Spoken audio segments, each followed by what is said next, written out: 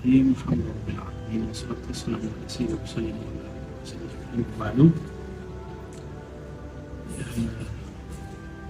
Semoga Allah Ta'ala memberkahi kita semua. Amin. Menurunkan rahmat, keberkahan ke rumah ini, orang yang datang ke rumah ini.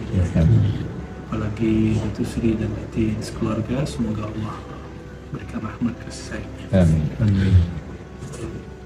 Ada satu hal yang penting dalam bertasawuf. Tasawuf itu mengajarkan al-mahabbah. Jadi ghayatul tasawuf mahabbatul rasul, mahabbatullah. Ujung bertasawuf itu mencintai Rasulullah, mencintai Allah. Hanya itu. Namun mendapatkan cinta itu biasanya ada ujian-ujian, ada cobaan, ada banyaklah penghalang-penghalang. Namanya cinta diuji. Kalau tidak diuji, tidak cinta. Cinta itu juga ada korban perasaan, korban waktu, korban harta, korban semua, korban perasaan merasa apapun. Maka di dalam Al-Quran disebutkan kul in kuntum tuhibbunallah fattabi'un. Katakanlah jika engkau semua cinta kepada Allah, jadi kalimat ini mulai cinta. Fattabi'uni, maka ikutlah akan aku. Mengikuti Rasulullah sallallahu alaihi wasallam. Rasulullah 13 tahun berdakwah tidak diterima oleh orang Mekah, malah dibenci. Lalu ketika beliau memerintahkan sahabat-sahabatnya hijrah ke Habasyah, sebelum sampai di Habasyah itu sudah ada orang yang hantarkan berita bahwa yang hijrah ini orang jahat, orang sesat.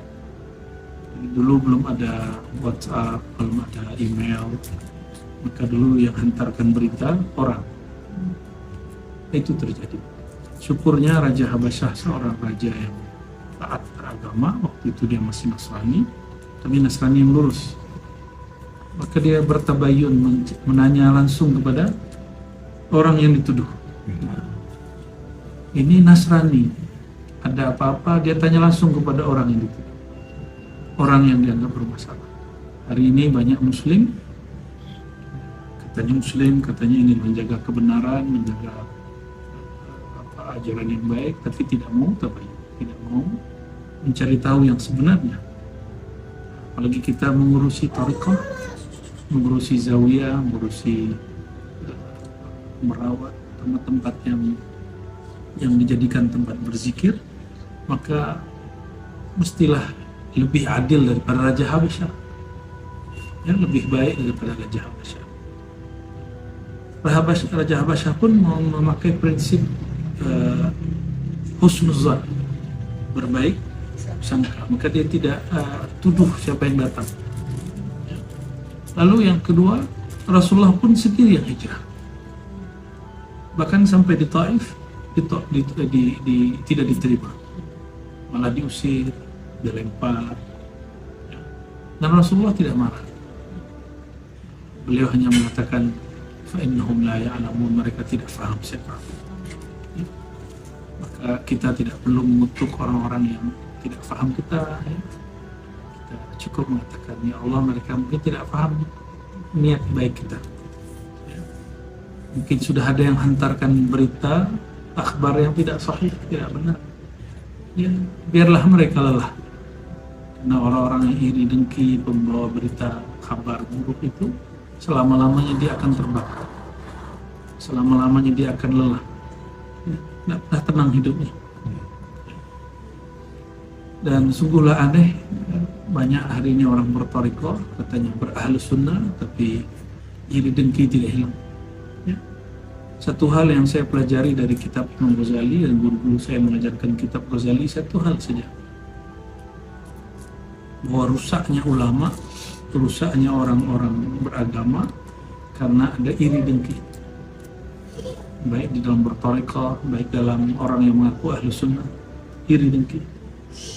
Kalau orang berniaga Dia iri dengki kepada siapa? Ya, saingan dia yang juga berniaga. Kalau dia seorang profesor, dia iri dengki kepada profesor. Jika dia seorang ustadz, iri dengkinya kepada ustadz. Jika dia ulama, mufti, maka iri dengkinya kepada ulama dan mufti. Jika dia mursyid, maka iri dengkinya kepada dia sesama mursyid. Nah, kecuali mursyid yang wali, waliyan mursyid.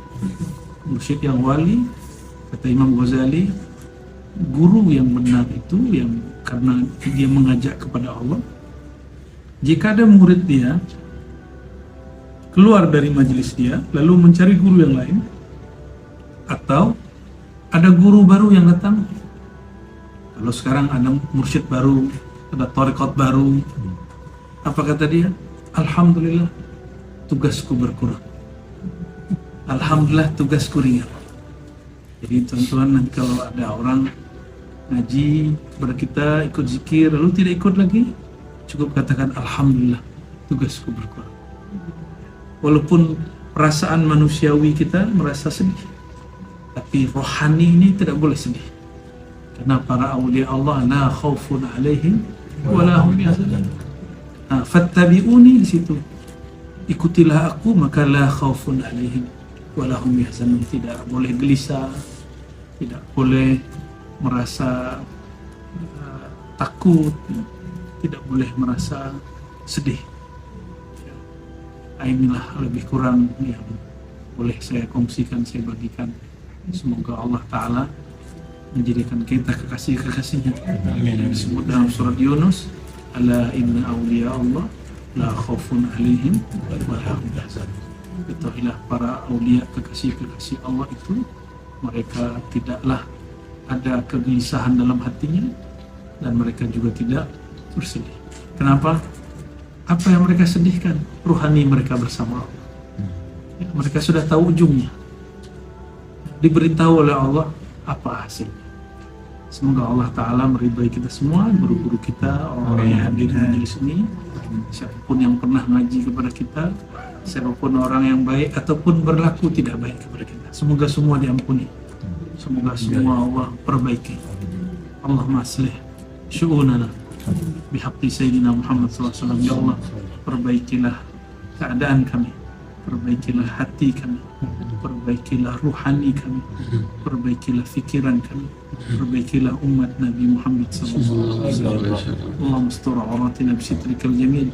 Ya Allah, kami banyak salah, maka tutuplah kesalahan kami ya Allah dengan keindahan-keindahan.